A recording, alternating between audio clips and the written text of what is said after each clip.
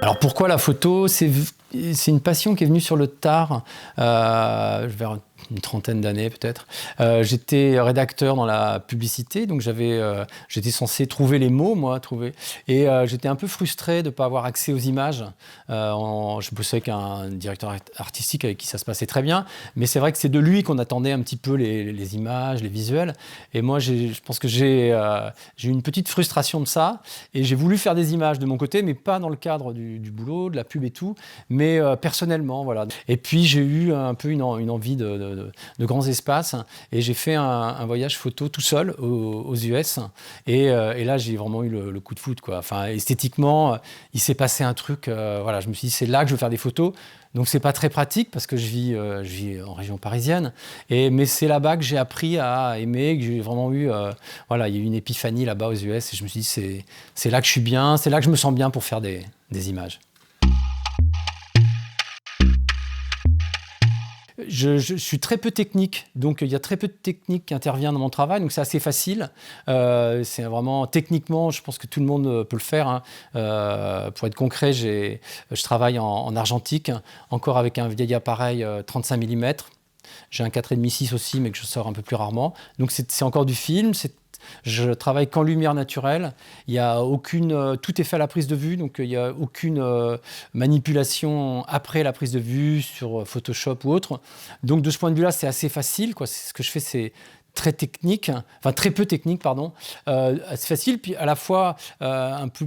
Enfin, je pense beaucoup mes images. C'est des images que je prévois, que je conçois à l'avance et que je vais après photographier. Donc il y a toute une part de conception qui reste un plaisir pour moi. Je peux pas dire que c'est pas facile, mais bon, c'est quand même un peu travaillé quand même.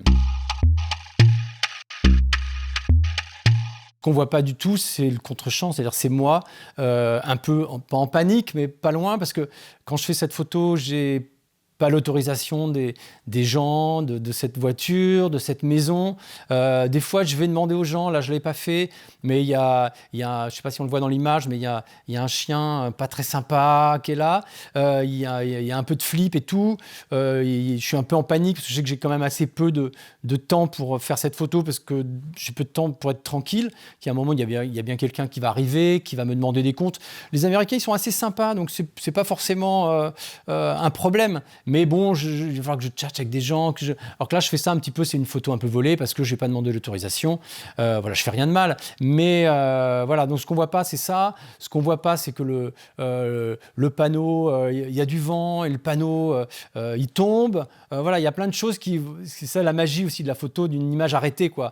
Il y a une forme de perfection comme ça, de calme apparent. Et en fait, au fond de moi, autour de moi, il y a les éléments, il y a la réalité. Et là, c'est un peu le bordel, quoi.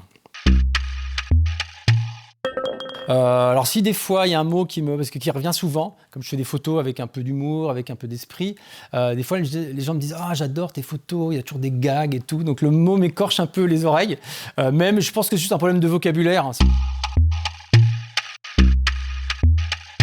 Souvent, il y a des gens qui me disent « Tes photos, elles me donnent vraiment envie de faire de la photo ». Donc c'est des gens qui ne font pas de photos, mais comme il y a, je pense, une bonne humeur dans mes images, il y a de l'esprit et tout, et puis que ça semble assez facile finalement à faire. Il y a pas on ne se demande pas comment je fais ça, puisque je suis juste là avec un appareil photo, donc ce n'est pas techniquement très compliqué. Donc les gens se disent « Ah, j'ai envie de faire ça », puis après quand je raconte comment je fais, que une fois par an, je fais un road trip, que je pars tout seul aux États-Unis, je loue une bagnole et que pendant 15 jours, je vais dans des motels et puis je fais mes mises en scène, tout ça. Donc c'est vrai que j'ai l'impression que ça fait un peu rêver les gens qui disent, parce que tout le monde se dit c'est à ma portée, quoi. Alors, noir et blanc, hein, ça peut paraître un peu évident, mais pour moi, le noir et blanc, c'est pas juste un choix esthétique, c'est un monde qui n'existe pas, parce que ça n'existe pas, le monde noir et blanc. Donc, ce qui m'intéresse, c'est ça, c'est juste le petit décalage qui fait que c'est notre monde.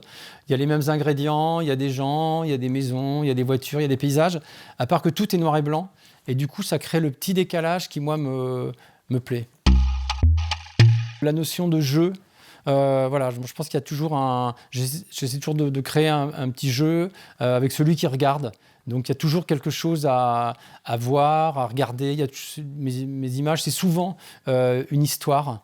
Et donc il y a toujours une part de jeu. Je pense que voilà, j'espère en tout cas que c'est pas toujours évident, qu'on peut passer peut-être des fois un tout petit peu de temps à trouver ce que j'ai pas caché, mais ce que j'ai essayé d'exprimer.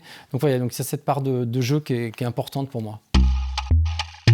Celle avec Bernard Plossu, qui est un photographe que j'aime énormément, qui est un photographe très renommé, qui a parcouru le monde.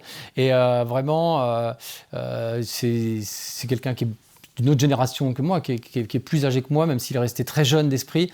Et vraiment, j'ai vraiment trouvé un grand frère en Bernard, et lui peut-être un fils, je ne sais pas, mais en tout cas, on a vraiment une complicité. On est en train de préparer une publication ensemble, parce que je fais un peu d'édition également. Et donc là, je vais bientôt éditer un livre de Bernard qu'on a fait ensemble et tout, avec des textes que Bernard a écrits. Et voilà, il y a vraiment, ça c'est vraiment une très, très belle rencontre. N'importe quelle photo d'André Carthez. Sur la route de Kerouac à Bérode. Aucune, non, enfin, je vois pas. C'est quoi cette question? Non, mais il y en a tellement, c'est pareil, je peux pas, c'est trop long comme. Voilà. Je gagne pas d'argent, donc la question se pose pas. Je suis pas un photographe commercial, donc je vends parfois quelques tirages, et ça fait juste que c'est une passion qui me coûte pas d'argent. Enfin, ça finance mes voyages, mais bon, voilà, moi je suis pas, voilà, si l'argent intervient pas du tout dans ma photo. Alors ça, je ne sais pas. En revanche, je sais que depuis le temps, j'assume le fait, et c'est assez récent, d'être un photographe. C'est déjà pas mal. Mais pendant longtemps, je me suis interdit de penser moi-même que j'étais un photographe, parce que moi, je travaillais dans la publicité. Donc la photo, c'était une passion, on va dire, annexe. Donc je ne me considérais pas comme un vrai photographe, comme quelqu'un qui gagne sa vie par la photo. Donc j'ai mis du temps, je disais que je faisais de la photo, oui, mais déjà j'avais du mal à me présenter comme un photographe. J'estimais que je n'avais pas le droit, parce que il y avait tellement de gens qui étaient pour moi des vrais photographes, des Cartier-Bresson, des Bouba, des gens comme ça qui vivaient eux, de la photo, qui étaient des vrais photographes. Voilà, je me sentais pas légitime déjà en tant que voilà. Donc maintenant j'assume, je dis que je suis photographe. De là à dire que je suis un artiste, je pense que ça prendra encore un peu de temps.